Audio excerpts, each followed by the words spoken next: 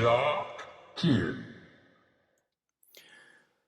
Hello and welcome to another Isolation Station with me, Skari, your grateful host. This is the daily stream that I've been doing while we're all dealing with this COVID-19 pandemic. So it's a chance for you as a hobbyist. Sit back, relax, whether you're working from home or at home or doing hobbying or whatever you need to do.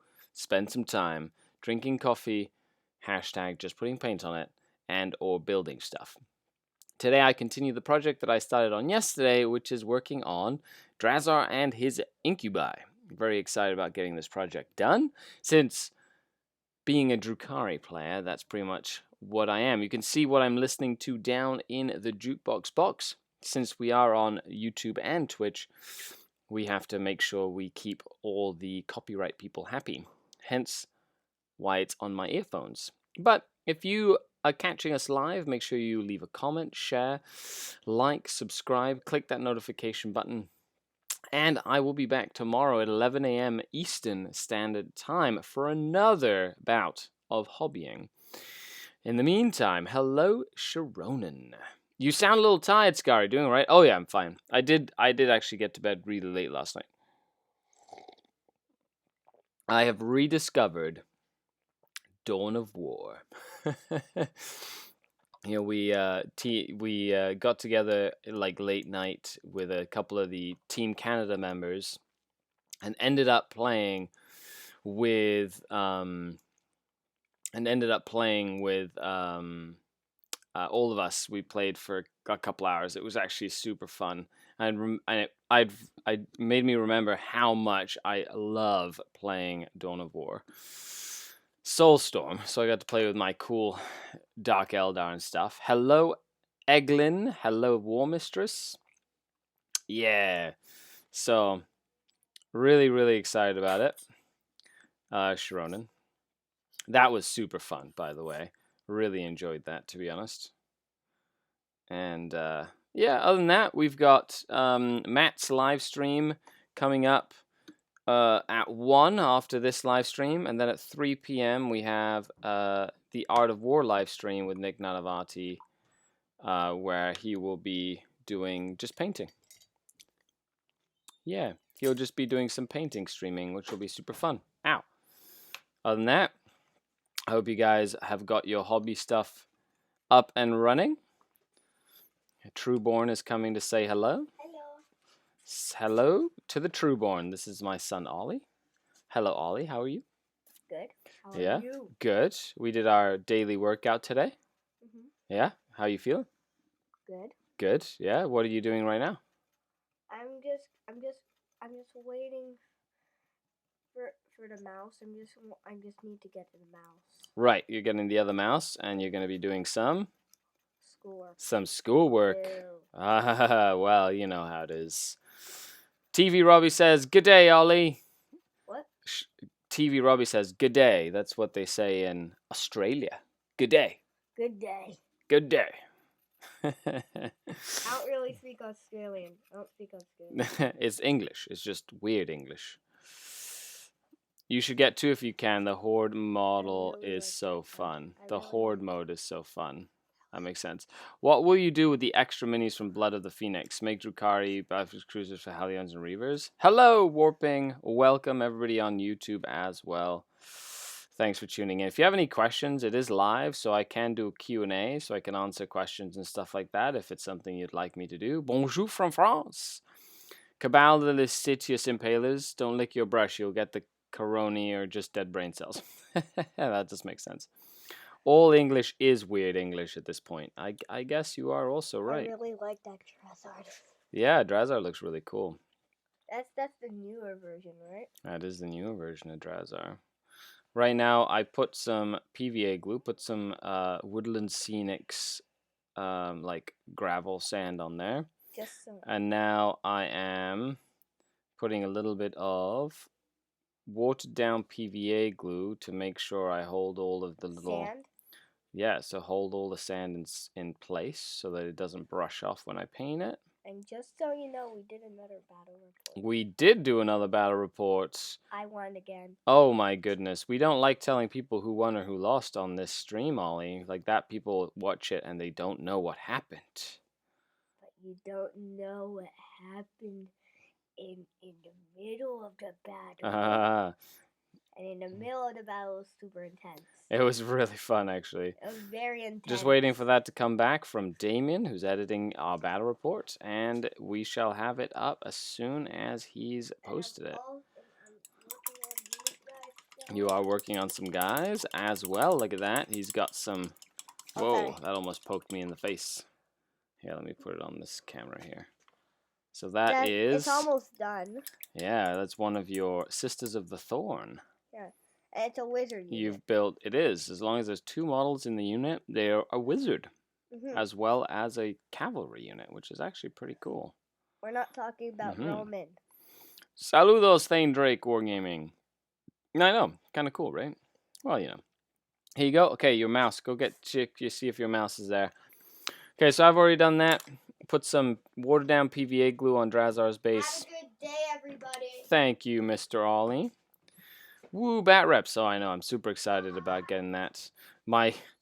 It's funny, you know, because I don't have like a crazy catalog of battle reports and stuff. So even though people are consuming a lot more content, viewership's kind of gone down because I haven't put as many like bat rep videos and stuff up on a consistent basis.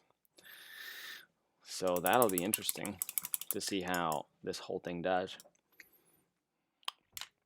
And but you know, I'll still do what I do, even if it's a crazy time out there. Drazar is great. I cannot wait to paint him. It's going to look fantastic when he's done. So with that, I also worked yesterday on a couple of Venoms. But with that, let's build some Incubi. And that's what you all came to see. So if you have any, that's a little odd that it isn't a wizard solo. Well, there has to be 2 models in the unit for it to be a wizard. But there are 5 models in the unit. So if they lose, you know, 4 models, like they have to lose 4 out of the 5 models to stop being a wizard, you know. Although I will say his unit of Shadow Warriors that he got, incredible. Those little Shadow Warrior guys are amazing. Cabal says, how would you paint flayed orc and Tau skin? Well, I usually use washes or like glazes for that sort of stuff, where I paint like most of the skin colors pretty much the exact same. Okay, so hopefully I can figure out how all these pieces go together, eh?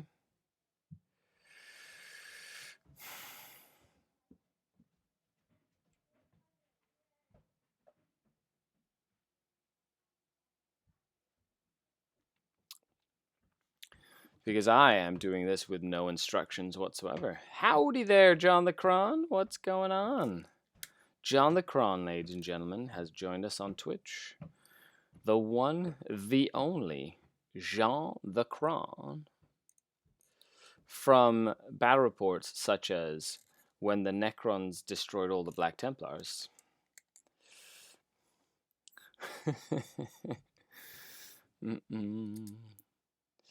But what I would do is I'd paint like flayed one flesh or green or whatever. Like I just try and paint the skin the same colors I normally do, except I would, you know, I'd paint the skin as I normally do, and then I would like add some extra washes or whatever. If you're talking about like a cloak, is that what you're talking about? Oh man, these are so much nicer than the metal ones. I'm already in love, and I haven't even finished, like, dry fitting them yet. Did you read the Engine War article, Skari? Look like I'm getting some bombers. Yeah, I did. It's funny because Matt, who's been playing a lot of Age of Sigmar lately, sends me a picture last night of some destroyers and breaches that he's working on. He's like, "Guess what I'm working on?" I'm like, "Oh, so that article got to you too, eh?" Okay, so I did want to say that the article that I've been writing that I wrote for the Warhammer community page, which is super exciting, was approved by my contact, and it was sent in to the editors. So hopefully they like it, and they they don't need too much editing or whatever, and hopefully they approve it to get posted, which would be amazing. My first ever article on Warhammer community. Oh man, you know how like amazing that makes me feel. Just to be considered. So excited about that. So I'm taking the time getting all these mold lines off. One little mold line at a time. Take your time with it. Don't rush it. Once you paint these models, they stay with you for 20 years or so. So you don't have to like speed up. I hope Bill the Pimp Lord gets to play with Disco Lords in War of the Spider. Sure. No one paints Drukhari quite like our favorite Archon. That is true. I guess I do paint them a little different than most people. However, they need to get built before they get painted. And these 5 Incubi will then mean that I have 15 Incubi. So I can run Drazar in his own detachment, and then have Inari detachment of Incubi with the Vizark, and do like a crazy Vizark style list with because they both help each other out. Vizark gives them all reroll 1s to hit, and Drazar gives them +1 to wound because they are Incubi. It's pretty cool. It's like a nice little combination there. David Villarreal, have fun, Skari. My minion can't play yet. Yeah, it's all, it happens when the minions slowly get old. That's how it works. My warriors are dying in anticipation. John the Cron, Necrons don't necessarily need to, be up and about. I think they're used to just hiding away until they're needed. Just saying. Back to under the sand with you, John the Cron.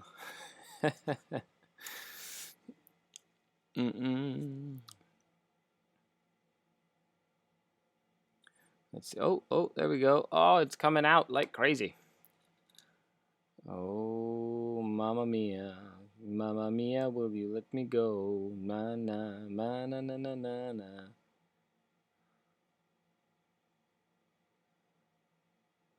He has a big hole in his butt. Why does he have a big hole in his butt? Oh, okay. It's because of that thing. Oh, man. I love it when a model, like you put the model down with no paint. I mean, no paint, no glue, and it just sits there. It's amazing. That just shows you how well balanced the model is. It's great.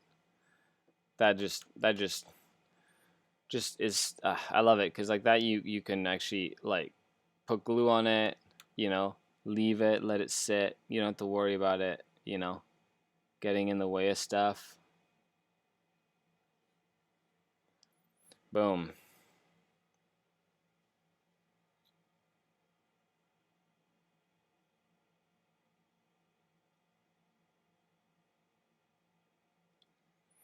Banana, banana, banana, boom.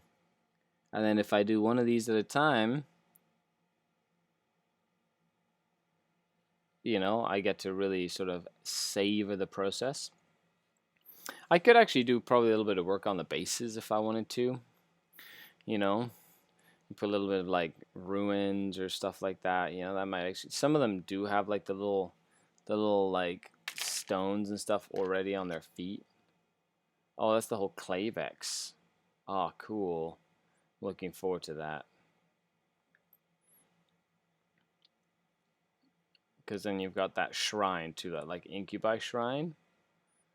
Very similar to the Dire Avenger shrine thing that you get from the Dire Avenger kit. Just showcase like how they're like an old man. I love like the bear heads too, with like The bear heads are great. Those are gonna make some great bear heads for me to use with like my witches and my hellions and stuff, because they look really awesome. I always like looking at little pieces like that and like picking them out and going boom. War Mistress, kind of been losing my focus. Sure, yeah, you know, you're not to be blamed if you are losing your focus right now, because the world is in a very weird place. Just like in general, you know, like I find it's just a little surreal, to be honest. You know, it's just surreal. The way that the oh shit, wrong one, damn it. The way that the world is kind of shut down almost, you know, it's kind of weird. How are you feeling about it, folks?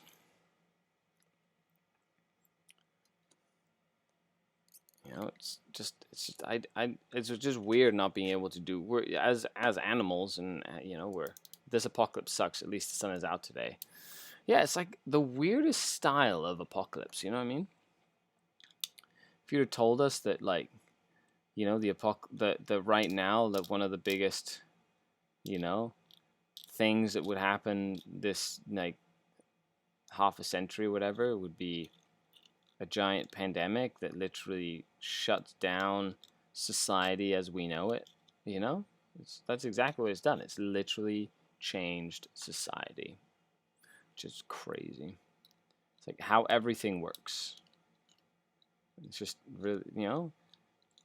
And that makes me wonder, is that going to lead to change, or is it just going to be one of those things where, oh, it blows over and then, oh, everything's back to normal again, right?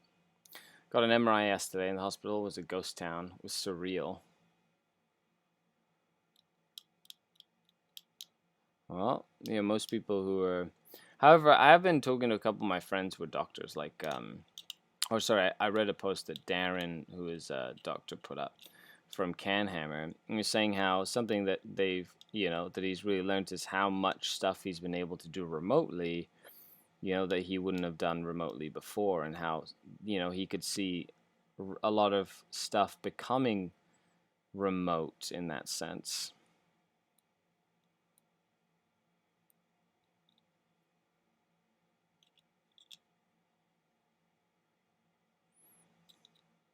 Like just little things that we take for granted that, you know, can become more remote. So who knows? Heiko! Hi, Skari. Hi, denizens. Just came home from work. Hey, Heiko, what's going on? Just got home, eh? We'll sit back, relax, grab some hobby stuff, and let's all do some hobbying together. I wasn't very happy with when my list was about a month before this went nuts, so I was getting burnt out even before. Yeah, you know what? Sometimes, you know, you need, like, to be honest, there's how to handle burnout is one of the biggest questions that I get as a hobbyist, being that, you know, this is like what I do all the time. And I'll say you kind of have to have very like nonchalant approach to the gaming in general, where you just kind of do it because it's fun. And if it does start losing its like oomph, you need to like reevaluate sort of what you want to get out of it. My hobby breaks include running silly lists like 5 Orb Bombardments turn 1. I know, that's so much fun. How do you get the 5th one? I know you can get 4. David Villarreal. You can get the Warlord trait, the Stratagem, the Inquisitor, and the Impulsor. Those are the 4 that I know of. Where are you getting the 5th one? And please. Hey, what up, Josh S? Thanks for tuning in. Democles Command Rhino. That sounds incredibly fun. See, that's the kind of stuff that I would do to like keep myself entertained when I'm going through like a period of burnout. You know, is when I decide to go, you know what, I'm gonna run an entire army of foot witches or something. You know what I mean?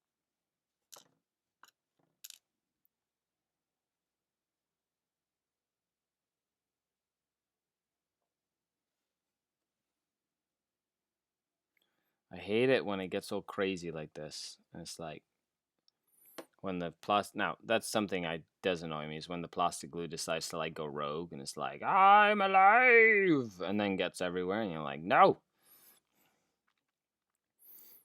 Sovereign Soul, good time to be a little bit flying high, eh? Do you have any advice for breaking out a painting burnout? Some spilled on my hands. Oh man, the chat kind of like way went out. David says, I accept that I may not get Primaris melta weapons for salamanders. That's true. You know, they have their own sort of versions of melta. They're called the Holy Bolter. You know, that's pretty straightforward to me.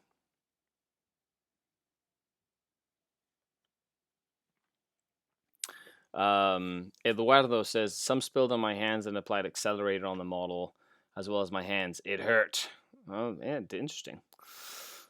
Do you have any advice for breaking out of painting burnout? Says Josh S. So my best advice when it comes to painting burnout is build a few things. As you can see, even though this is like the just put paint on it stream, a lot of the times we sit down and just build models. And sometimes just doing it at the same time that I would do painting. So I'd be like, sit down, same time I'd be doing painting, whatever. And just instead of painting, building a model, right? That alone usually really helps when it comes to the whole process of getting over that paint burnout. So that's the first thing is don't forget the building is also part of the hobby. So just like converting something or building like a model that you've had sitting in a box for ages or whatever. That's like my first piece of advice. My second piece of advice would be to paint a model that you don't need for your army. I've been doing the live stream painting every morning at 11 a.m. Eastern Standard Time on Twitch, Monday through Friday, for the better part of a year and 3 months now. By the way, thank you very much to everybody who has subscribed to the Twitch page. It really helps me out, especially nowadays that we're putting in some extra work for you guys to stay entertained while you're at home.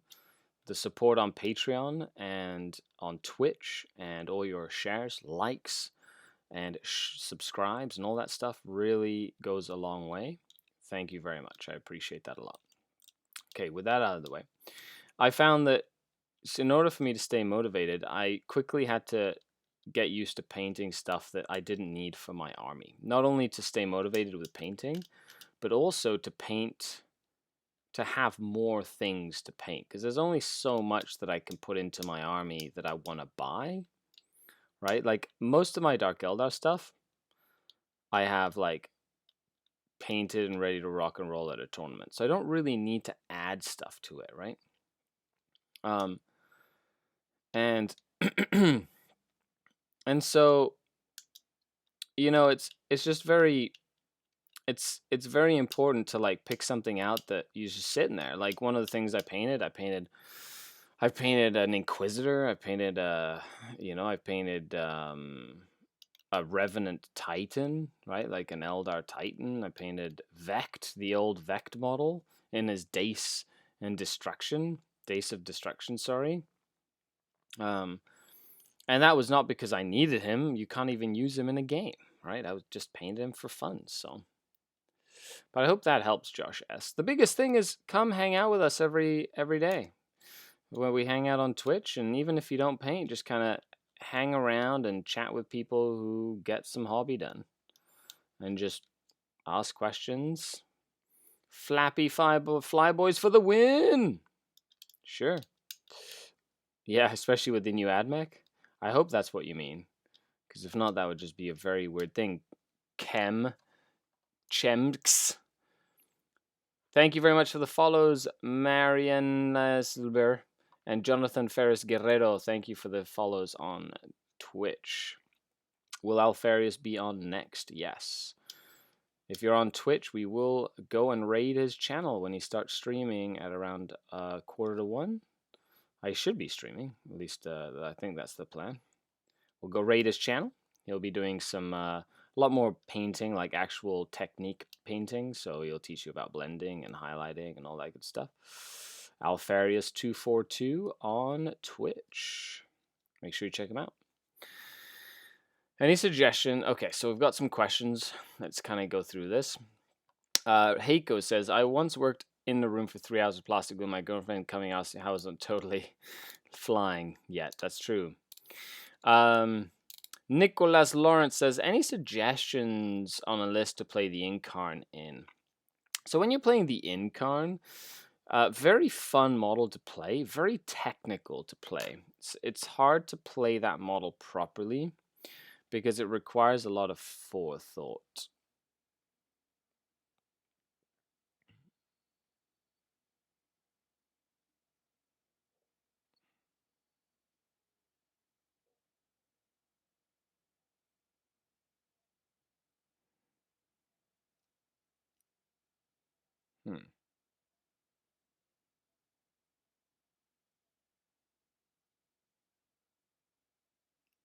Yeah, that makes sense. Frosty Forge, thank you for the follow. Much appreciated on Twitch. So there's a couple of units, like when I take the Incarn, I always make sure I take a few specific units to make the army sort of work really well. First of all, I take Razorwing Flocks every time I take the Incarn, because the Incarn makes them fearless, gives them a 6-up feel no pain, and with the right Inari power, gives them a 5-up invulnerable save. So they become, at 12 points for 4 wounds, you're getting better wound, like you're getting about the same sort of wound per point capacity as like Brimstones, which is crazy. And they're fearless, and they have a better invul save, and they have a feel no pain save. So you're getting crazy value for that. And secondly is you need a close combat element that's like that's a hard-hitting close combat element, whether it's Incubi or I don't know, characters that are pretty killy in close combat as well. You can use those too. But the reason you need those is because of the dynamic with the Incarn. So the Incarn, say the Incarn is Drazar, okay? And this is the table. So you're playing on a table, and the coolest thing about the Incarn is she can bounce around. So, you're playing, you put a plane, this little base here is a flyer. So you fly a plane off to the flank, ready to do a bombing run or something, and the opponent kills it, and it's in a good spot where it's not, if you move the Incarn there, she's not going to die instantly, so you can move the Incarn over there. Perfect. So now you have the Incarn in the backfield. Then it's your turn, comes around, you can move her, go in, murder something in close combat. You need this other secondary close combat unit and something of the enemy nearby. So once she attacks and comes in and kills this, you need something else to attack while your screen of like Razorwing Flocks is around here, to attack and kill this so that you can bounce the Incarn back to your lines to keep her alive. So you need elements that can kill stuff without the Incarn around. You need a good screen, and you need the ability for the Incarn to go back and forth. So have units that can sort of appear and be like bait. The fast moving units like little units and venoms or whatever. Things like that can, if they die, boom, in comes the Incarn. So that's my suggestion.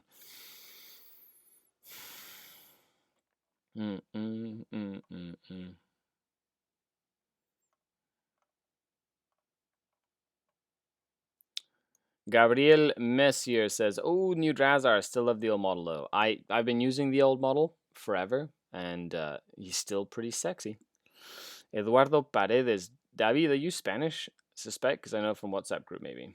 Could be.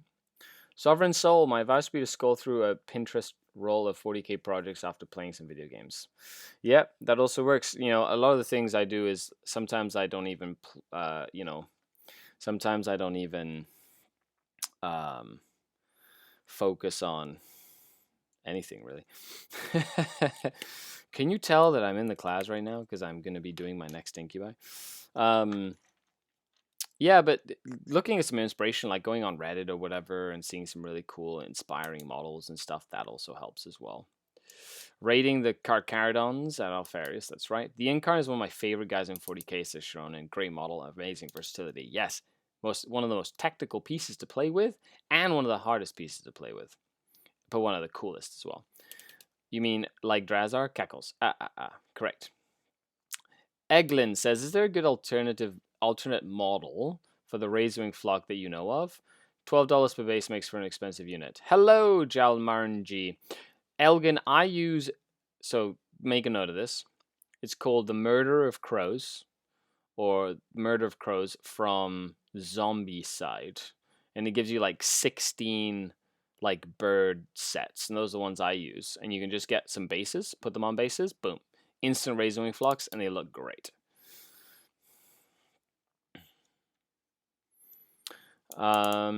Gabriel says, oh, I'm sad they took out Vect. I am from the old 3rd edition of Dark Eldar. You're an OG like me, Gabriel. Well, I have Vex sitting over there. I even made him some 8th edition rules that are available for Patreons to download. So I kind of made like a cool little data sheet for Vect if people want to use him in games for like narrative games and stuff. I gave him some 8th edition rules.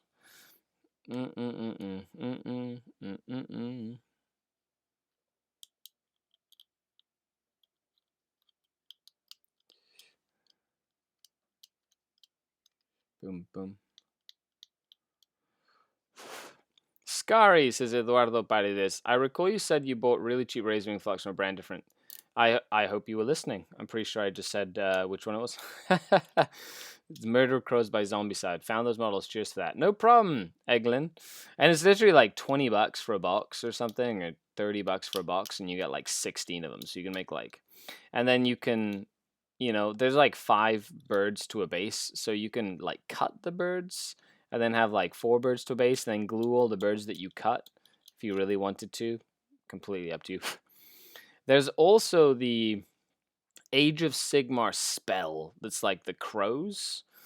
So I don't know, you could always use those too if you want to use an alternate model that's not the actual Razorwing Flock. Then again, Razorwing Flock could stand in for like a variety of different things, right? Because if anything Dark Eldar do, it's they collect stuff from all over the universe. So a Beastmaster Beast Pack could be a variety of different beasts from all over. You know what I mean? Link for those crows box, says Olix. Well, I can check it out later. Hey, Alfarius, what's going on, buddy? Nobody's giving you a hard time about the Zombicide crows. I know some tourneys are pretty strict about GW plastic. I have never had any issues with them. Then again, I haven't really taken them to a lot of like events. But if you are worried about like, count SAS or conversions or whatever, you can always just email the TO before you go to an event and just get them approved before you go. Same as with the Incarn. If you're going to run the Incarn, always, always, always double check how the tournament is going to rule the heroic intervention after the Incarn teleports. Because some tournaments let you heroic intervene after you teleport, so you can do it in your opponent's turn, and some do not. So it's always an important thing to make sure that you know before you commit to taking her to the table. I know LVO allowed it, so that's why she was so good in LVO. She is a lot different if she's not allowed to. That is also for sure. What do you think about Howling Banshees in an Inari detachment, especially combi with a Coven detachment? Do you have more than just a Vexia Mask Soap of Overwatch? I think Banshees can be useful in a pinch, but they require a lot of support. They're definitely not a unit that you can just kind of put on the table and be like, I'm set. No. Howling Banshees are a hard unit to get right. That's for sure. I actually have an old box of Warhammer Chaos Warhounds that I plan to use with Chimera. Nice. I use my Lord of the Rings or old The Hobbit warg beasts, like the wargs. They don't have riders on them, but I literally converted them to just be, instead of warp beasts, they are warg beasts. Wow, wow, wow. Morningo said yesterday he's hearing 9th edition announcement is coming, possibly in May. If they do a 9th edition, what would you like to see? So I think 9th edition would be a very interesting turn of events.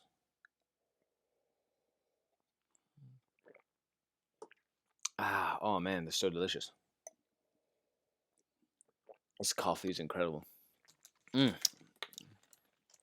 Okay, now to drink to some electrolytes.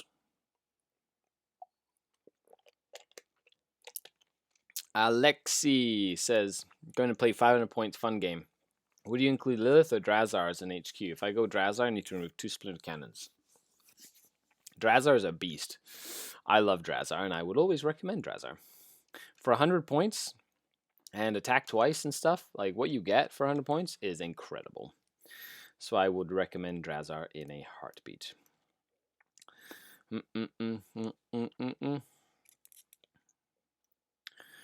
So as for 9th edition, I would like to see them change or them consolidate a lot of the changes that they've done. So, the changes to the fly keyword and things like that. I don't think they need to change the core rules of the game at all. I think the core rules of the game are really good. The game itself has definitely expanded now to include a lot of options and stuff. It's very, very hard to balance a game. Like, you know exactly what I mean. Like, it's hard to balance a game when there's so many vectors that like influence this game. Whether it's factions or special rules or detachments that are cool or, crazy relics or a whole bunch of stuff, right? So it's not easy to keep it all, it's not easy, which is fine, understandable. However, I do like the idea, and we were talking about this yesterday, of them consolidating some of the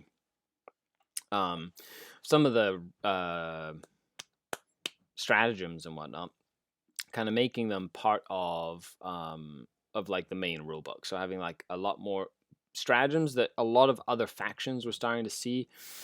Things like fallback and a vehicle counting as double wounds. Falling back and being able to charge or shoot or act as normal, a redeployment one. There's lots of these ones that we're seeing all over the place. So it'd be cool to kind of see that.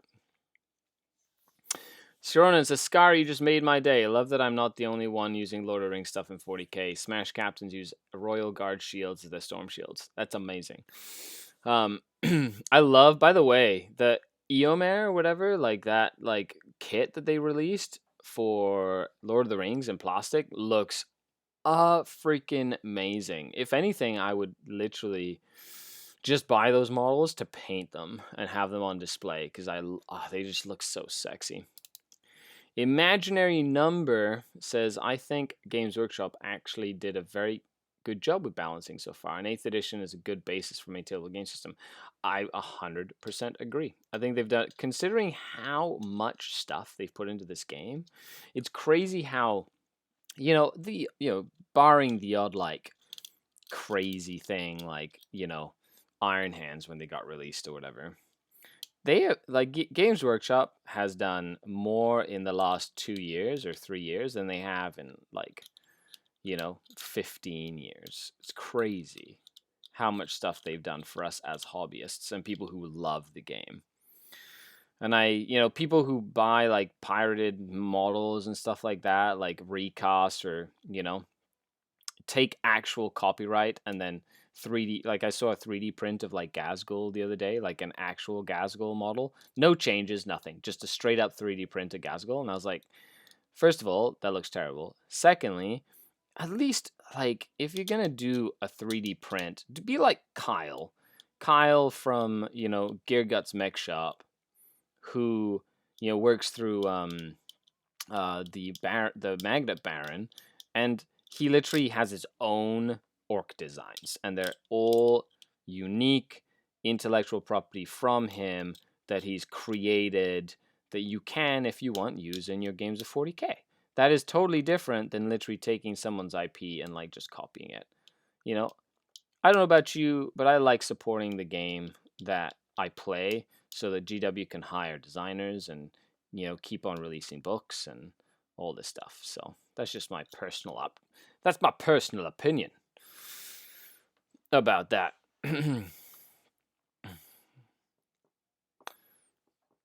I'd say it is the golden age for our game. The first time I played, by the way, playing Dawn of War Soulstorm last night and playing with all the old Dark Eldar stuff, I was like, oh, that's right. You could join characters to like squads and stuff. It's like all the old game mechanics that were a thing 15 years ago when the game was released. Oh man, it's crazy how the graphics and stuff for that game hold up today. Like we were playing on max graphics and stuff, and it was amazing. Just so much fun. Like playing that game last night with the crew. I had forgotten how much fun that was. Don't forget Lookout Sir from previous editions. Oh yeah, there was so many really cool rules. And then 7th edition showed up. Blech. Alexi says, would you have a problem playing against recast models? Not in tournament, of course. I don't have a problem playing against them. Like, if you have a bunch of recast models, whatever. All the power to you. You know what I mean? As long as they're painted, I don't care. If they're painted nicely and they look good, that's fine. Like, it doesn't matter to me, even if it's in a tournament. If the TO approved it, it doesn't matter. I'm there to play the game. I'm not there to, like, judge you for taking, a recast miniature or whatever. What I do have issues with is if like you have a bunch of flesh borer termagants that are devourer termagants, and that's a blatant like proxy. It's not a counts as, that's not a conversion, that's a proxy. You've literally gone, I'm just going to take these flesh borers and say that they're devourers when they're not really devourers. That does drive me a little crazy. Because I'm like, you could have converted, they're Tyranids. You could have literally converted them or had them with like crazy big guns or something, or even they could have literally been like pooping out gun, like a poop gun. I don't care as long as it's got like some sort of, like consistency throughout the army with it, right? Paul Botello says, just my 2 cents regards to 9th edition. I think it's not necessarily the edition that needs editing, but the stat lines. There's so much potential greater granularity with the system. Interesting. So how would you do it? Would you change it? Like, I know that GW's married to this, like, D6 system, but I definitely know that a D10 or a D20 system would be better overall in terms of, like, better odds and being able to sort of spread out the system a little bit more in terms of damage output and one like that. So that's always interesting to think about. Now that you mentioned Soulstorm, any idea why I keep getting kicked from match after selecting Dark Eldar? I have no idea. I do not know. Maybe you need to have it downloaded or something. Like we had one of the guys we were playing with just had the Sisters of Battle one, so he could just play. Oh, it was Soulstorm. He only had Soulstorm, so he was playing the Sisters. Me personally, meh. I was having a lot of fun rushing people with Reaver jet bikes and Hellions and stuff, which was super fun.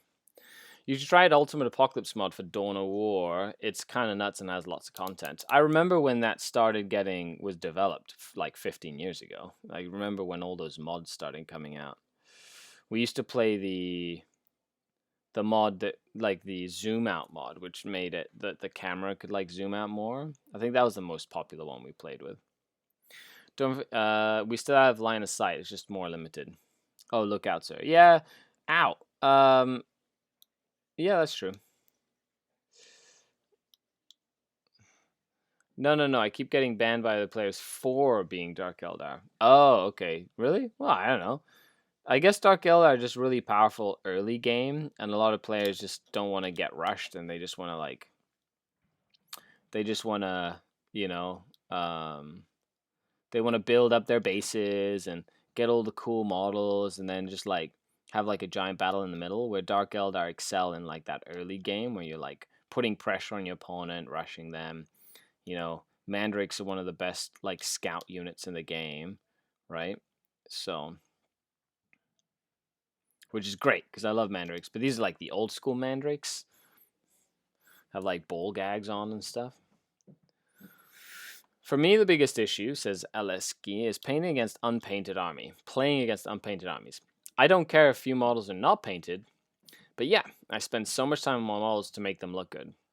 You know, I agree. Hey, Mole Security, what's going on, buddy? Thanks for tuning in.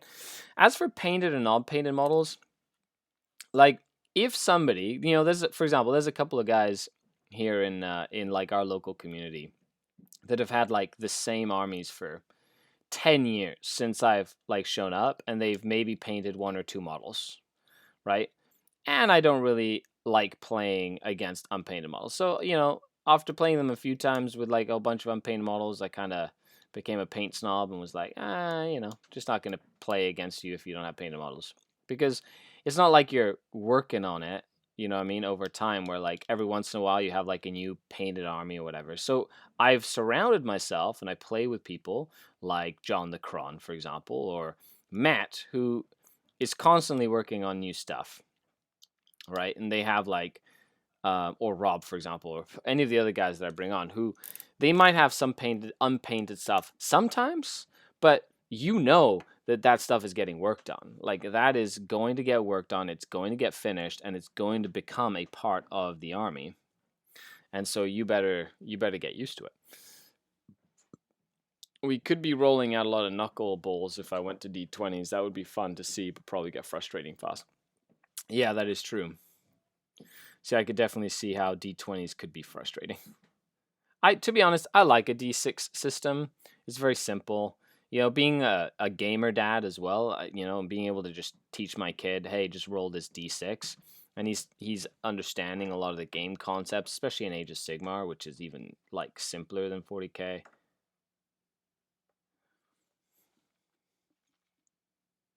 But that's how that goes. Imaginary Number says, I want to add strong melee coven detachment. Would you recommend Grotesques or Talos? What coven are you running? Is it Prophets of Flesh?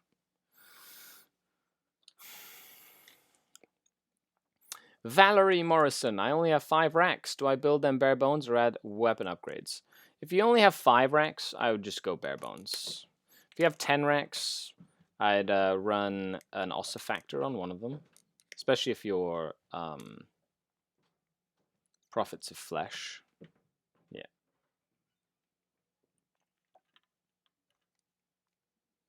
Bam bam bam bam bam bam bam bam bam bam bam bam bam bam bam bam bam bam.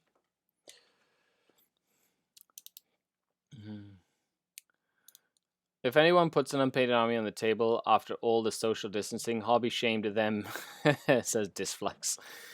Well, you know, some people are still working, or, you know, I understand how somebody won't get all their stuff done. Like, if you're sitting at home, it might seem like the perfect time to, you know, do some hobbying and get all that, like, backlog done. However, some people, you know, just have a hard time dealing with, like, the social anxiety of just being cooped in. I wouldn't be surprised if there's plenty of gamers that don't get a lick of work done because they're just so anxious about everything that's going on. Or if you're a parent and you have kids, all of a sudden, like, our kids aren't going to school right now. You know, they're literally sitting at home and we have to try and keep them entertained. Luckily, my kid is, you know, like, I've been getting him involved with the hobby, so, you know, he loves things like Lego and things and whatever, and he's got like some cool little school activities, and he plays the drums and the guitar, and so there's like things that we can do to keep him busy indoors. However, a lot of parents might not have that sort of like set up, or, you know, in the sense that they really relied on, you know, daycare or things to get a job and to like be able to work and, you know, get all that stuff done. So if they're like a parent that has you know, that needs to like all of a sudden have their kid like in their house like 24/7, that's not easy. Whoa. Do these have like specific things they go into? They do.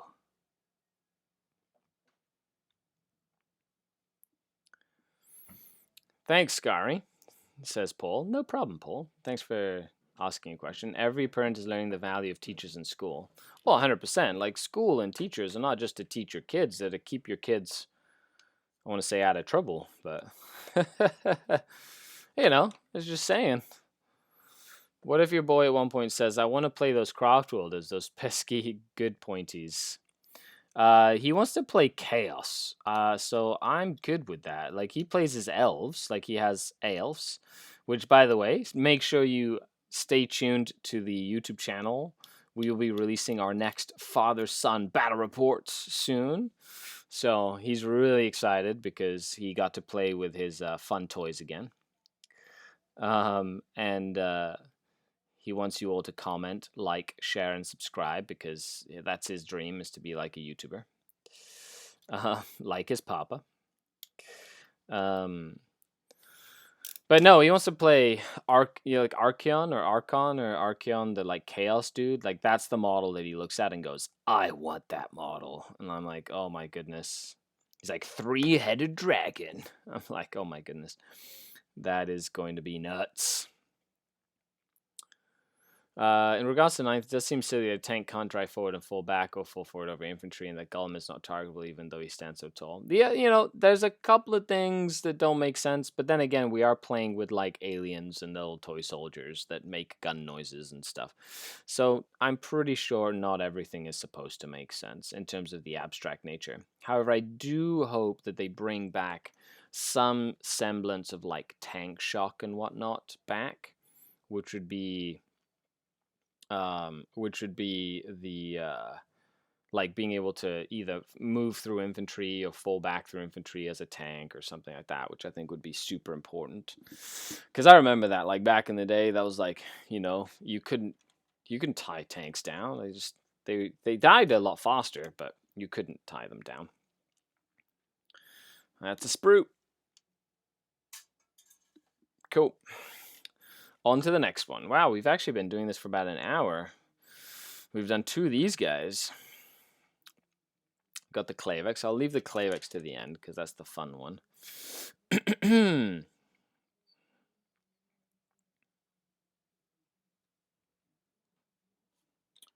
Do I have... No, I'm going to have to get that. What a pain in the butt. Oh, no. Hooray! That's exciting. Cool. Someone putting 400 grots on the table shames themselves. Well, you know, 400 grots on the table in you know, in that capacity of, like, they all have a 6-up invulnerable save and they're all, like, crazy hard to kill and stuff now. Like, that's pretty fun. When you think about it, that's not bad.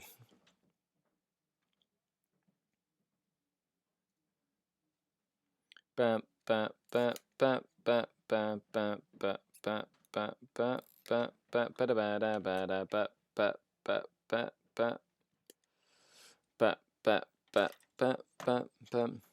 agree about the level of abstraction. I also say that one shouldn't be able to tie down a monster. I'm very overall with this decision. Yeah, that is very true. You know, like, we all have to have the ability to, like, it's like pros and cons, right? You know, you want to be able to, like, interact with all the models on the table. It's the same thing, like flyers, for example. Flyers are one of the most abstract parts of the game. You know, really, the best version that flyers used to have, in my opinion, were back in, like, 3rd edition, where flyers were just a forgeable thing, 3rd and 4th edition. And the way they worked is you had to line up an approach. You basically put the flyer on, like, the edge of the battlefield that it was approaching the battlefield from, because, of course, if you're in the middle of a battle, you can hear and see a big plane coming at you from miles away, and then it would basically fly in the board on that angle, would fly in, would shoot, and would basically, or I think it was allowed to turn once, and then would fly off the table. And that was literally how flyers worked. And you basically had one turn that they were on the board, and you could shoot at them for that one turn. And, you know, they were really hard to hit because they, you know, they were super fast, right? I think that was probably the best way they've done flyers. It's just a little bit of bookkeeping. Also, pre-measuring is something that a lot of people take for granted. because back in the day there were no pre-measuring. That was legit. You had to like guess, like for guess weapons, and you had to kind of eyeball distances and stuff, and that was a whole different ball game, which was crazy. I concur the whole tank tagging thing needs to be addressed. Maybe not eliminated, but addressed. By the way, are Incubi any good? Incubi by themselves as a unit are fantastic. If you just put them in a vacuum and were like, this is what you get for this unit, like there's, what is not to like? They have a good number of attacks. They're relatively tough. They have good armor. They, they get bonuses for just as the game goes on. So I miss armor values and facings. I miss that too. Don't get me wrong. Then again, I also miss the lance rule, which was like, I don't care how much armor your land raider has. I'm going to shoot you the exact same as I have shot everybody else.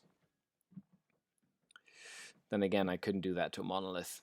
Damn living metal rule. Living metal.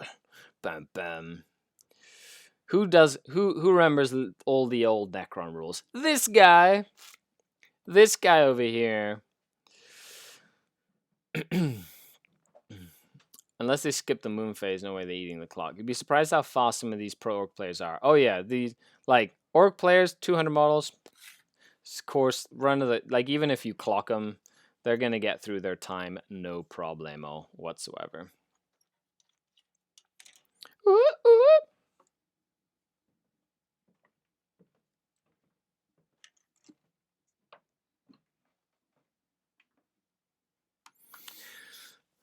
Blur White Rabbit says, what are your thoughts on playing with an army that's not painted on the same scheme? For various reasons they can't paint, but could commission work with the models they have at the time. It doesn't matter. I don't care personally. As long as I can tell, you have a clear way of distinguishing, which unit is which or whatever, it doesn't matter. That's why the rubber bands or squad marks are so important to me, because in a game you can quickly go, okay, that's from that unit, that's from that unit, that's from that unit, that sort of thing. Valerie says, what do you think of Silent Shroud Mask allies for Dark Eldar? I played them once against Town. The 2 CP Ignore Overwatch really helped. I used the Vexator Mask for that as a Dark Eldar player. However, having a super fast moving unit of jet bikes that can ignore Overwatch, super useful. However, it's not, you have to kind of build in more than that. So you end up spending 300 to 400 points on a detachment. So it's not only a support detachment, it has to be part of your game plan as well. Well, says MacBray says, orcs during 2nd and 3rd edition, you had to guess distances because your weapons worked that way. You would say, I figure this grot off 31 inches, then measure towards that spot and scatter where he splats. That's true. Guessing was super fun, especially with whirlwinds and mortars and stuff. Oh, so much fun. Taking vehicles versus Necrons and Imposter was a waste. The Gauss rule made them, the Gauss rule was amazing. Incredibly amazing.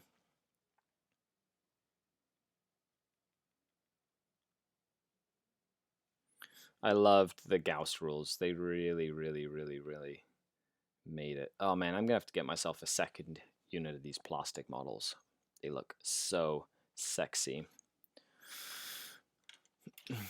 Alexi says, if you had to play one Imperium faction, which one would it be and why? If I had to play, well, I have my Black Templars, my Talarn, my Sisters of Battle. It'd be one of those, or a mix of all of them. Because I think they're amazing. Fire. Bow, bow, ba da ba da bow, ba da mow, bam, ba down, ba da ba da ba da ba da ba ba ba ba bum bum fire. Bam.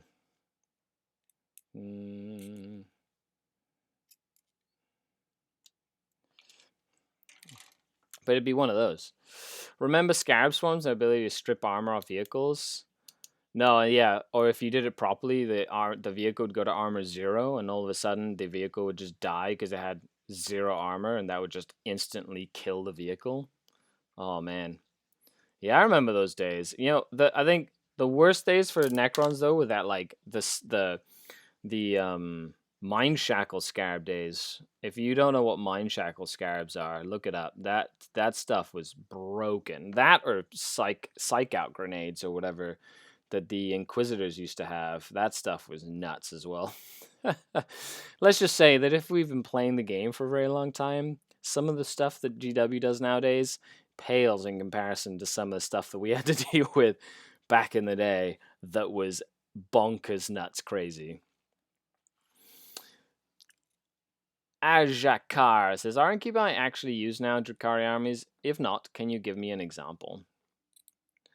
So if I use Incubi, when I use Incubi, I usually run them in little 5-man units and Venoms. That's I find the most effective way of running them. I find that you're not investing too much. It's 70 points of 5 Incubi, which actually is not terrible, with the ability to do, 3 damage each, right? Yeah. They do 1 damage or 3 damage. Yeah. With their lethal precision. Man, so nuts. But they can go in and like wipe out pretty much anything on the charge. Especially if Drazar is nearby, they'll take out like any sort of target, which is really cool.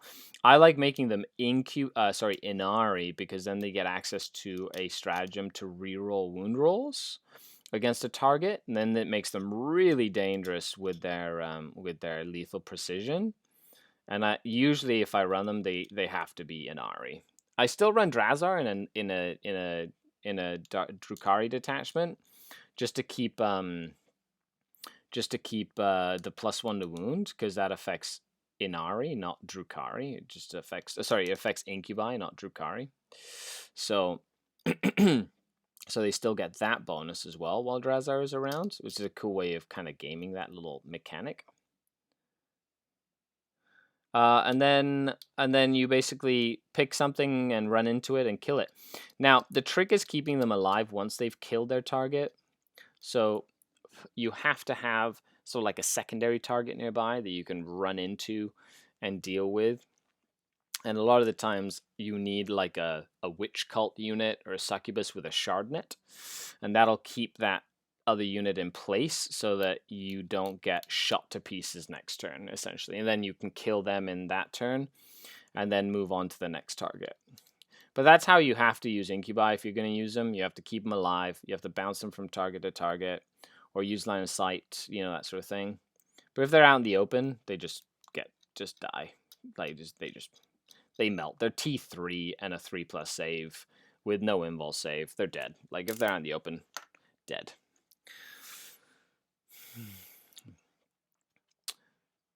The most broken thing was a 50-point vortex grenade. Was that a 2nd edition thing? I do remember 2nd edition having a vortex grenade and like it flying around the table and sucking everything into it, which was pretty nuts, if you ask me. Bonfire.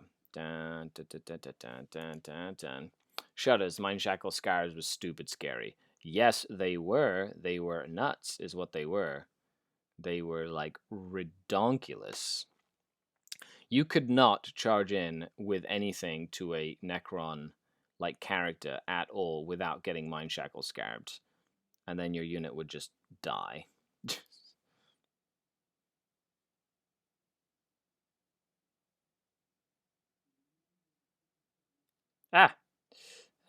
Come on. Don't you dare.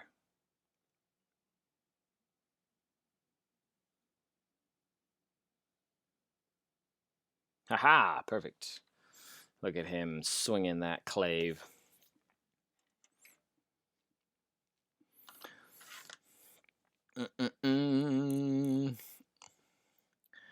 So, if you are working on something, what are you currently working on in the hobby? As we are going through our isolation, this is day 16 of my isolation. So I hope you guys are staying safe out there and, having as, trying to keep as sane as possible with the current climate around the world. Valerie Morrison asks, on the Splinter Mind episode, you said blast pistols were great. Would you consider them for Cablite Cyberites? Yes, I would actually. I would. I was playing around with a really fun list concept that just had like a bunch of Cablite Cyberite units with blast pistols and venoms instead of like blasters and venoms, and just having wave after wave of blast pistols and venoms like running up and shooting people. I honestly feel that would be super fun. However, you could always do the blaster blast pistol combo for like a second wave, you know, so have like the first wave run up with blast pistols and then have a wave number 2 of blasters and blast pistols so they can shoot blasters long range, and then the next turn they kind of run in and get nice and close and personal with the blast pistols and do like wave number 2. But I do think blast pistols are a good resource in a Dark Eldar army, at least in the current meta. Yeah. Need to paint 1 more Chronos and Talus, 3 Venoms, 2 Raiders, 5 Scourge, 10 Witches, and more. That's okay. One thing at a time. You know, we have a saying here on the channel. When I do live streams and we hashtag, just put paint on it. That's right. You better be typing that. Typing that every day of the week. There's a simple solution to all your problems in the world. Hashtag, just put paint on it, folks. Remember the old Kane weapon skill 10? Yeah, good old actual weapon skills that had to be based against other weapon skills so that, you know, weapon skill versus weapon skill determined how easy it was to hit something. Oh, man. Good old charts. GW and their old school charts. Always fun. Working on friends. Tao just finished 2 Harleys boxes. Nice. Coppin something or other. So Skari, do you play stratagems in the shooting phase or units embarked on transports? No. You can't use stratagems on units inside of transports because they are not on the table. Same as if they were in a building. They have to hop out of the transport to use stratagems. Working on Mr. Razmataz, aka Kairos Fate Weaver. Oh, that's right, because you're going old demons on us for Age of Sigmar, John the Cron. John the Cron going to 1,000 Suns for his Age of Sigmar army, which I think is awesome, since we've all decided to start a little Age of Sigmar army in a slow grow league here in our local community. And this has been super fun because, you know, it's kind of getting us all to kind of do some different hobbying and practice with different stuff and get some different things on the table, which is super exciting. Which faction do you love the most from Dark Eldar? Are you talking about obsession specific, or are you talking about the lore, Alexi, or are you talking about like specific like rules or a stratagem or what? Because I have to say Cabal of the Black Heart so that Vect doesn't murder me and my entire family. For me, it's the Homunculi. Okay, so you meant like Cabal, Witch Cult. I like the Cabals the best. They're just like the ones that I relate to the most, personally. Gameplay-wise, lore-wise, and rules. I just love how like just cutthroat they are all the time. So... Second edition, the most broken thing is the virus strategy card played before the game, and then the virus grenade in your turn meant that Orc and Imperial Guard armies usually died in the first turn. Ouch. Just put paint on it. That's right, Disflux. You got it. You get extra points for putting it up. Good day. So blasphemous. Hope they put a Lady Malice model someday. Oh man, Lady Malice, Duke Sliskus, the Baron Sathanix, the Decapitator, who was in the books, right? Like the he was in the Dark Eldar books or whatever. Which so he made an appearance there and was like badass, but his rules have always sucked, and he didn't have a model, so he got sort of like kicked out of the lore. I mean, Cabals, Monka, Witches. Yeah, I like Cabals. Cabals in general are just my favorite. They just work the best. The Core Mega, thanks for the follow on Twitch. Really appreciate it. Get ready to hang out with us every day, 11 a.m. Eastern Standard Time on Twitch and sometimes on YouTube. When all of you folks on YouTube come out, huge shout out to all the channel Patreons that support the channel and all the lurkers out there who aren't like typing, but you know who you are. You've just got my voice in the background and you're like, this guy be crazy. This guy be crazy. Yep. This guy does be crazy. Oh, look at that. Boom. 3 down, 2 more to go. Starting to love Red Grief Reaver spam. Yep. Still love the old school Drazar. Hashtag lurker chat. That's right. You guys are probably just sitting there painting away, you know, having this isolation melt away in front of you. That's why you are lurking in the background, making everything ready to rock and roll. It is Tuesday. Cheers to Tuesday.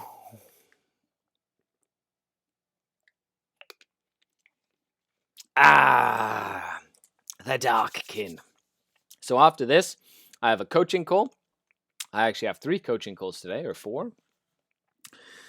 You know, coaching is actually super fun. I really enjoy it. And if you are considering getting 40K coaching, you know, consider me as your 40K coach. You can either get me on the Art of War coaching service, or you can become an Incubi on the Patreon, and I coach you through there. I had 2 spots open up because I have a limit of 9 Patreon coaches. So I had 2 spots open up because of this COVID stuff. So if you want to get that, you can hop on there as well. And yeah, and then after that, I've got good afternoon, BP Edwards. Cheers to Wednesday, says TV Robbie. Oh, I guess it is Wednesday where you are, all the way in Australia. Jungar. I like that name. If you were to run which cult would you run? Huh? See what I did there with what you said? How did you paint the graphics on your vehicles? Drunken chaps. I hand painted them. I literally just used freehand. That's what I did. So a very steady hand is how I did it. So when I've run a witch cult, the witch cult that I've been running frequently in like my competitive list, because in my competitive armies I usually run 1 Blackheart detachment. That's like a non-negotiable. Having for competitive play, taking Vect in competitive play is incredible. Having the ability to say no to a reroll is worth 4 command points, especially when it really hurts your opponent. Like when they like Perils of the Warp on their Psyker that has like 1 wound left, and they're like, I'm gonna re-roll it, and I'm like, no, you're not. Or their vehicle explodes in the middle of their army, and it does D6 mortals in the explosion. They're like, I'm gonna re-roll that, and you're like, no, you're not. So little things like that, or I need to make this charge roll. Oh, I failed the charge. I'm gonna re-roll this dice. No, you're not. You're gonna stay right where you are. So, Cabal of Blackheart, yes. Then I usually take a Coven detachment. Now, in my more frequent army, I took a a Coven, Prophets of Flesh Coven detachment with, and it was a Vanguard with Mandrakes and the 10 racks to be able to jump them around in a homunculus. And then I ran a Witch Cult. Now, the Witch Cult that worked in this detachment was a couple of small 5-man units of witches with Test of Skill and Blast Pistols, and a Succubus with a Shardnet and Impaler. Also Test of Skill as well.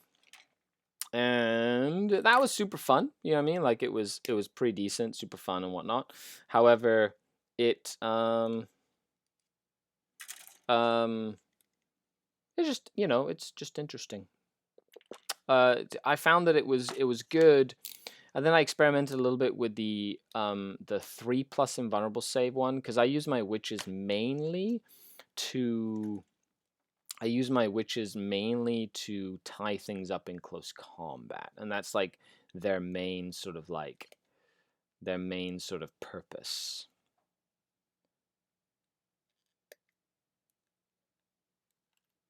Right? So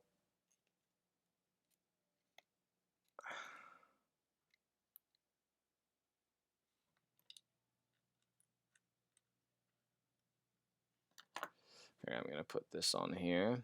There we go. Look at that, eh? But right now, what I've been doing is that third detachment. I've decided I'm doing like a cool little experiment where I'm running it as a mixed detachment. And the reason I'm running it as a mixed detachment is I want to. So I still want to have the homunculus that's prophets of flesh because I still want to have access to the I still want to have access to the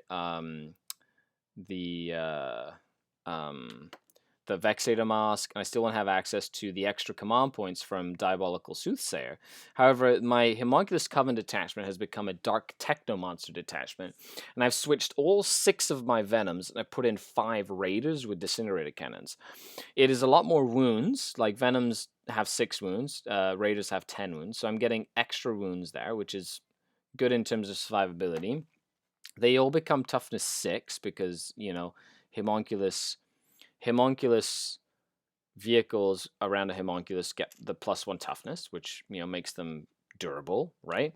And then I also have access to the +1 to wound and +1 damage on all the disintegrators and the hex rifle on the homunculus. So, and then of course I've got the mandrakes in there to make that possible, and a unit of Talos with haywire. So I've kind of switched that around. So and then in a mixed detachment, I'm taking Drazar, I'm taking Prophets of Flesh homunculus. It is a battalion. Sorry, yeah, Prophets of Flesh homunculus because I want the Vexator Mask and I want the extra command points. And I'm taking 10 racks. They only have a 5-up invul save in the mixed detachment, okay? However, they have access to the Black Cornucopian stratagem. So when you take a mixed detachment, it's more designed to be super technical with stratagems and stuff, and warlord traits and relics. So I can Black Cornucopians them. They're not as survivable, but it gives me a lot of maneuverability options with them. And then 2 units of witches. Now these witches are 5-man. And what I've done is I've marked them Cult of Strife. The reason being is their stratagem is probably the most useful out of all the stratagems, which is when they kill something, they can attack again. Which means that they could go in, kill a small unit, and then attack again and pile in and consolidate and wrap stuff and whatnot. So it really depends on what you want them to do. If you're using jet bikes, you have to go for Red Grief. And that's the cool thing about witch cults, is you can hyper focus them as to what you want them to do on the table for you. I think that's one of the coolest parts of running the witches. And yeah, so that would be my recommendation there. Good afternoon, everybody new who's coming in. Thank you very much for the likes, follows, shares, subscribes. Really appreciate it. Remind me, test of skill does what? Sharonan, test of skill gives all the witch cult units in that detachment +1 to wound vehicles and monsters with 10 or more wounds. Basically, meaning that if you have a blast, which is why I had them with blast pistols, because a blast pistol would get +1 to wound most vehicles, so they'd be wounding most vehicles on 2s now instead of 3s, which made them very, very efficient. It also meant that the grenade and all their regular attacks were wounding vehicles on 4s, you know, unless it was like a Night Titan or something like that. So it just made it a lot more efficient at doing damage. And I also had a couple of raised wing jet fighters in there, which got the +1 to wound vehicles and monsters, which really works nicely with disintegrator cannons. So they double up as a decent anti-tank, anti-monster vehicle as well. And that's about kind of like how that works there.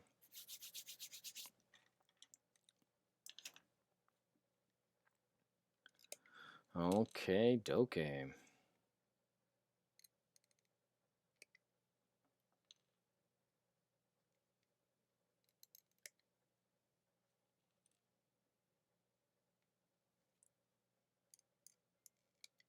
So if you have any final questions, stop putting them in the chat, guys, because I will be finishing up the stream in a little bit.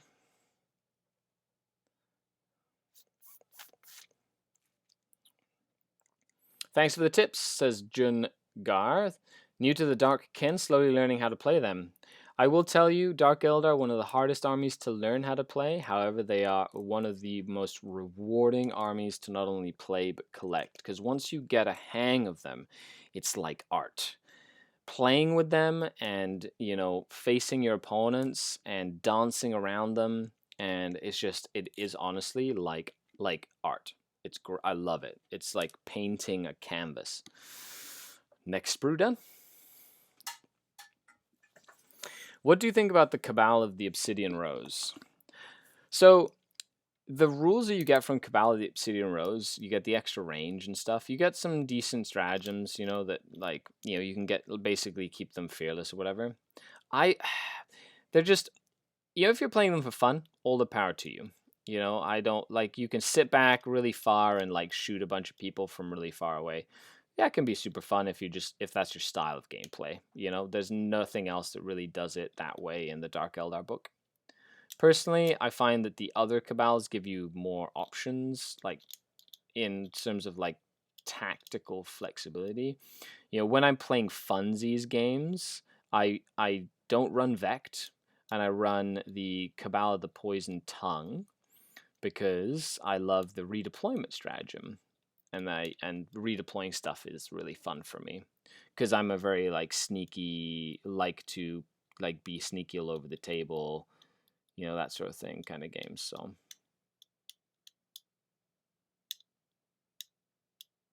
what's happening? Do you do anything with your used sprues? I was thinking about making a mega tarantula base with some of mine. You can if you want. I usually grind up the pieces and make rubble. So when I'm doing rubble, right now I'm building some rubble sets because I built and painted this giant, not built, but I painted the Realm of Battle board, which is what we did for the first 12 days of Isolation Station. Your one-stop shop for all things in isolation.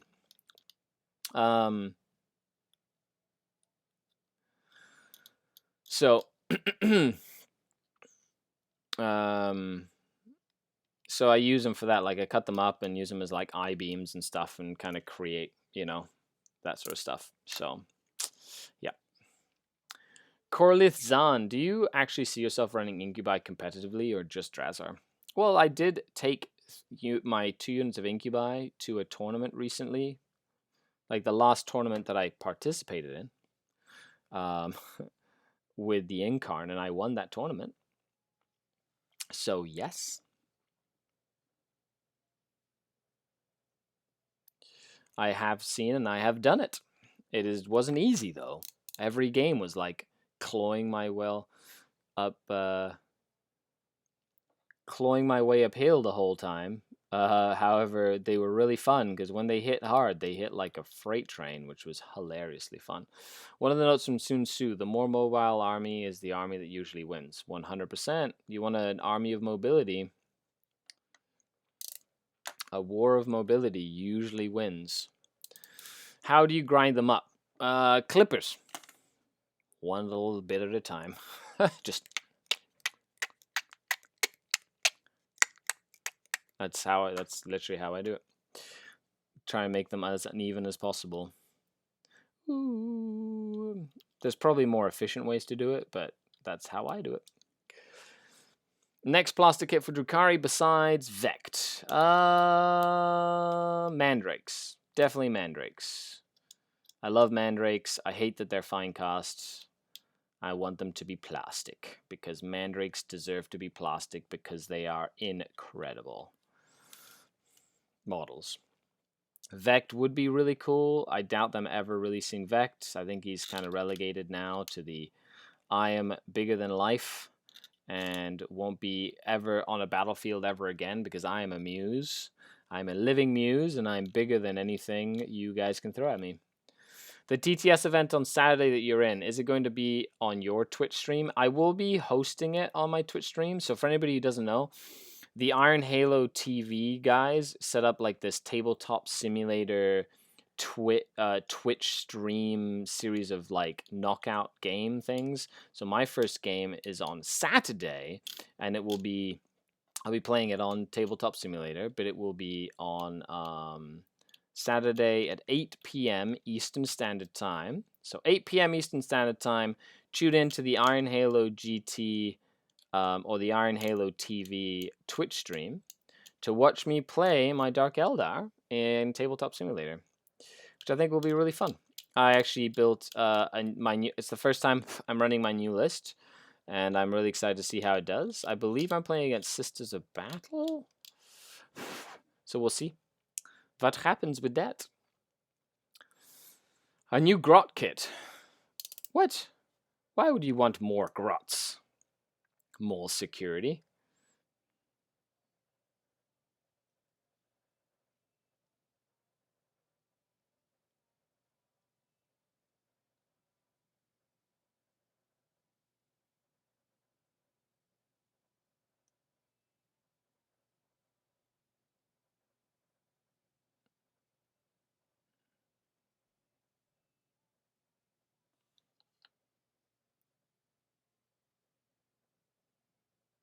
Oh, there we go. Wrong arm. Mandrakes would be great, says Drunken Chaps. Yeah, Mandrakes. That's my vote. Because Mandrakes would be incredible. I like Grotesque because they need a proper squad kit. That is also true. Grotesque would be good too. That's a good, like, secondary choice in my opinion.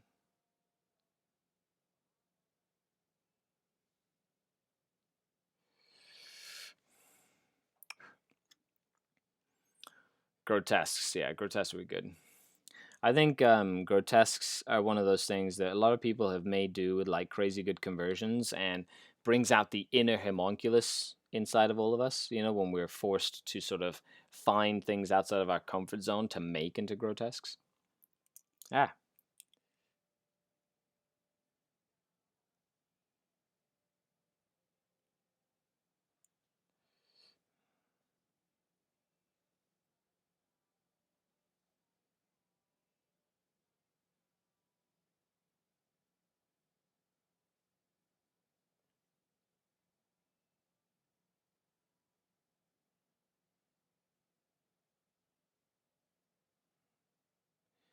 Side down.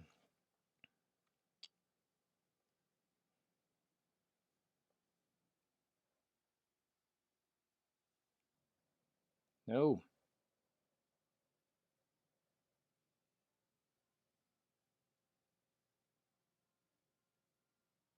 There we go. Something like that.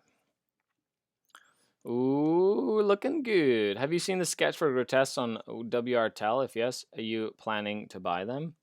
I don't really need to buy any more grotesques. I already have 8 of them that I built and converted, so I don't really need more. But I haven't actually seen them. You know, send me a link on the Patreon page or the Facebook page, and I'll take a look at them.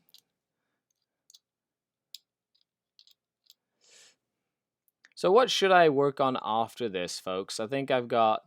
I have a set of terrain that I got sent by a terrain company that's starting out, 3D printer terrain company starting out in France. They sent me a set of WTC style terrain, which I'm actually really excited to work on.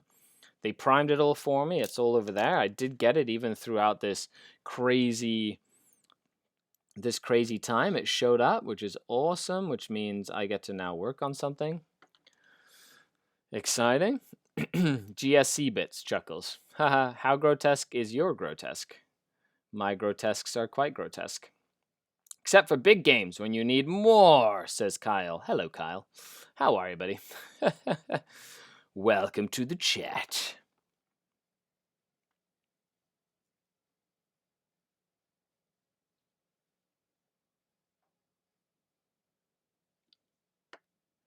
Bam bam bam bam bam bam bam bam bam bam bam bam bam bam bam bam bam bam.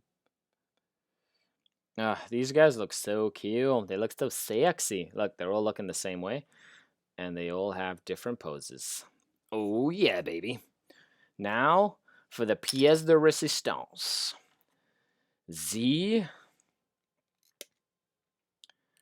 Glavex And then what I will do with them once they're done, now they've been built, I'm gonna put some, once they're dry, I'll put some PVA glue on the bases, then I'll put some sand on them, and then like we did Drazar, I will be putting on, I get 2 different things to pick from. Oh, that's pretty cool. Oh, because I can make him just a regular Incubi or a Clavex. Definitely a Clavex for Shizzle. And I'm definitely giving him the Demi-Claves. But I'm giving him the Demi-Claves plastered together instead of the... Yeah, just so in case I can give him... So just because Drazar has the Demi-Claves like detached, so I want to give him the Demi-Claves attached. I'm pretty sure you could probably convert it so that Drazar has the Demi-Claves, the attached Demi-Claves. I think that might be a really cool little conversion. So, oh, where's his leg? Where's your leg, buddy? Where's your leg? There's your leg.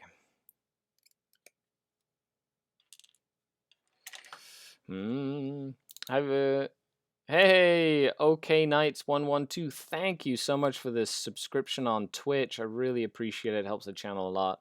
Welcome to the Denizen crew and community on Twitch. Thank you very much. If anybody would like to support the channel, you can head on over to Patreon as well and support me through Patreon. We've got lots of work to do coming up in isolation. I'd like to hear your isolation stories as well. You can always leave a comment down here. Let me know how you're passing the time, what it is you're doing to keep yourself sane in this time of, you know, uncertainty and kind of a bit of like new age madness, really, when you really think about it. It's kind of crazy what's happening. The disemboweling blades. Yeah. They're really cool. I really like those like Mantis Warrior blade things. They're really neat. Kevin Marquis says, hey Skari, have you seen the rumor about Necrons for Psychic Awakening? I have not seen the rumors. I do know that, you know, I cannot wait to see what the other factions get, because all the factions have gotten some really cool, fun stuff to use in Psychic Awakening. So my only hope is that they don't like release the last Psychic Awakening book and then release a new edition like right after that somehow invalidates the Psychic Awakening book.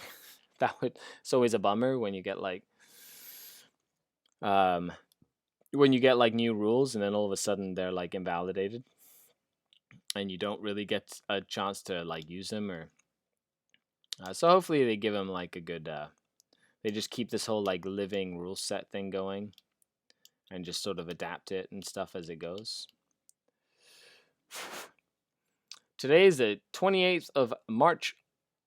March October. The days are blurring together. I had lunch at 3:30 yesterday. Yes, all the days are definitely blurring together. Keeping a schedule, super highly important. If Alfarius is still in the chat, Alfarius, you should probably start getting your stream ready, buddy, because we're going to raid you. It's going to be super fun. We're going to raid you again.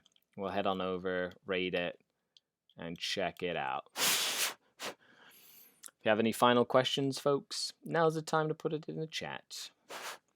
Because once this Clavex is done, we're done.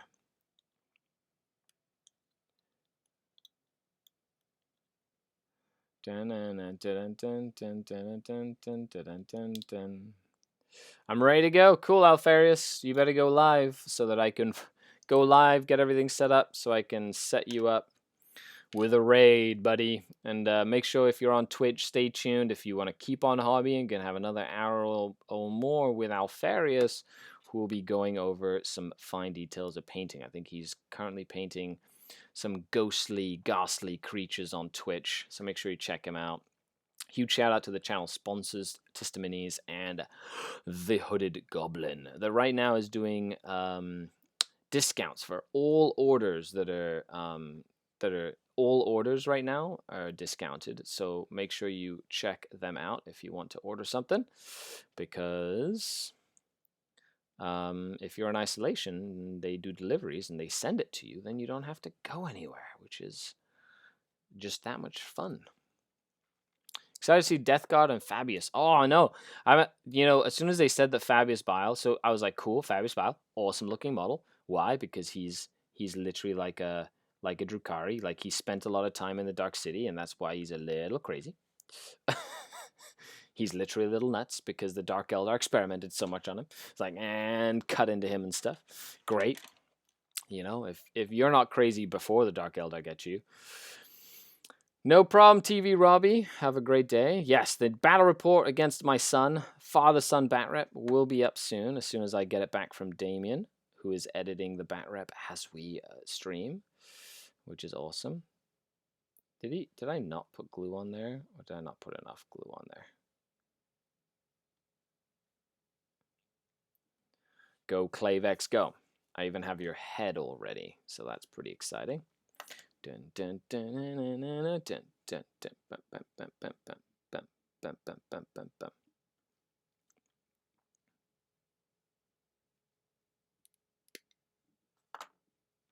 You can't hear the music that I'm listening to, but it's pretty upbeat. Just saying. Pretty sure he was nuts before. Who's nuts? Oh yeah, Fabius Bile. Yeah, he was nuts, but the spending some time on a Dark Eldar slab, like, will get you. Spending some time on a Dark Eldar slab will really sort of get you in the right mindset to become a flesh crafter, which is literally what he becomes. He's like the Chaos Space Marine equivalent of a Chaos Space Marine equivalent of a homunculus, which is hilarious. Sam, hey Sam, what's going on? What is your favorite phase of 40k? Interesting. The movement phase for sure, because it's the one phase that you get to 100% control, and I think that is probably one of the most important parts of the game, is being able to control something specifically. So being able to control the movement phase is like money. Just pure money when it comes to playing the game. And especially with an army with Dark Eldar. If you're playing the Dark Eldar and you don't appreciate the nuance of the movement phase, then something is terribly wrong. Because you need to be able to appreciate the nuance of the movement phase. Yep. I have spoken. Hey man, glad to see you're hobbling safely. Thanks, buddy. Sam. Yeah, thanks for tuning in. We do this every day on Twitch and then sometimes on YouTube. So, if you haven't checked us out, or come back tomorrow. We'll be having some fun. We'll be hobbying, we'll be painting, we'll be chatting. You control your advance rolls, Skari. Yes, always. I control where that advance roll can take me. I don't control the physical roll for advance, but I do control where I can put my model after the advance roll is made. Of course, with Dark Eldar, you get to reroll your advance roll starting turn 2, so it gives you a little bit more control over that. Three-way fight. On one corner, we have Fabius Bile, on the other, Urian Rakarth, and in the third, Belisarius Cole, but none of them actually fight. It's just clones of themselves. I could see that. Urian would definitely have his clone field and would replicate himself a bunch of times. Although Urian's whole deal is he likes to die in various mysterious ways because he's died so many times that that's the only way he finds pleasure is by dying in multiple ways that he's never died before, which is kind of creepy. He's like, I need to die to feel how it feels like. It's weird. Just having fun with you, Skari. I know you are. That's why I played along with your fun. Don't trifle with me. The advance roll is a very important part of the game. Actually, when they introduced advance rolls, that was actually really cool, because before infantry was super slow. It literally, you just moved what was your move. So infantry could move 6 inches and jump packs could move 12, and that was a consistent depending on what your army did.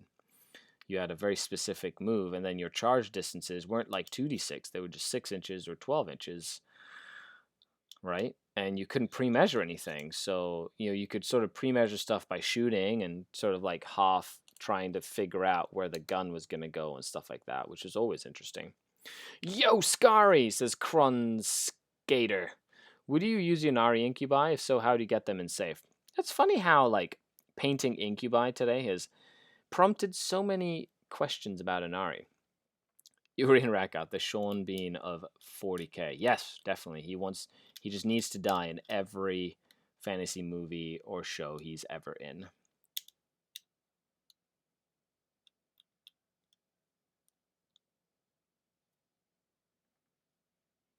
Imagine if that's just like a lifelong bet he has with someone.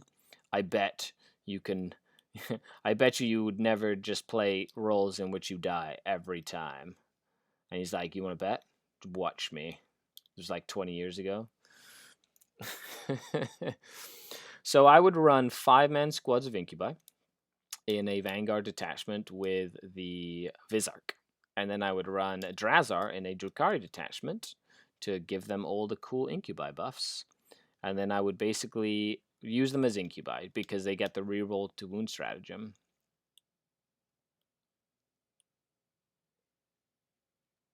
And that's it. Getting that reroll to wound stratagem would be the best. Because then you can really take advantage of them killing stuff. And they kill stuff dead. Because they are the Incubi.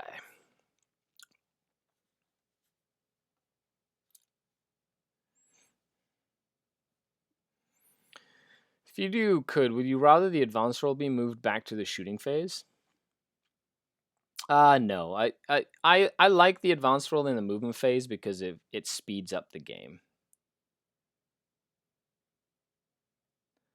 So, like, I liked it in the shooting phase because you could sort of, like, you know, see what you needed and stuff and basically shoot, then be like, okay. Like, for Dark Eldar, was really good because you could, like, shoot or whatever, and then once the target was dead, you could advance and, like, get behind line of sight or stuff like that, which was useful. It just slows the game down a lot more than you think.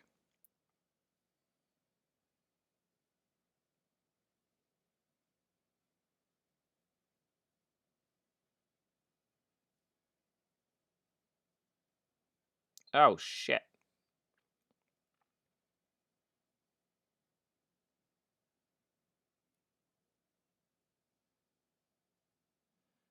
There we go, Mr. Clavex with your demi-claves.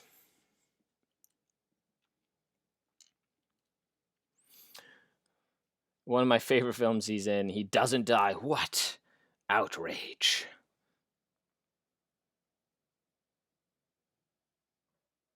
Sean Bean not dying?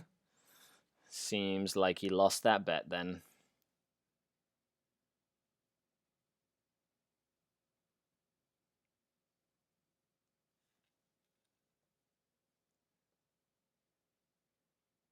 Okay, folks, the Clavex is getting done. With that, we're going to make sure we go over and raid Alferis's channel. So if you are on Twitch, make sure you click join raid so we can go over to his channel and go check him out. Ledgers. I've been saying that quite a lot as I build so I work from home today. Hashtag just put paint on it. That's right.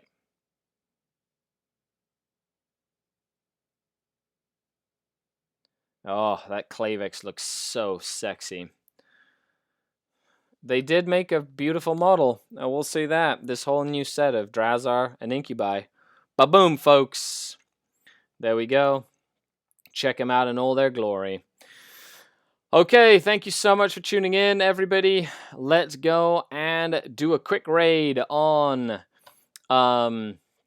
let's raid Alferis's channel. You guys are all awesome. Thank you so much for tuning in. I really appreciate it. You guys are amazing. Make sure you like, share, subscribe. Click that notification bell. And if you haven't already, consider supporting me on Patreon, because this is the time to support us who work at home and who have small businesses, if anything. Okay, thanks a lot, guys. Let's start this raid. We'll see you tomorrow morning, 11 a.m. Eastern Standard Time. So let's get this party. Real space raid. That's right. That's how this works. Raid now. Bye, everybody. You guys are awesome.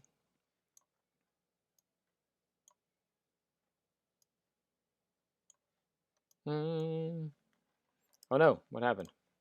Oh, there we are.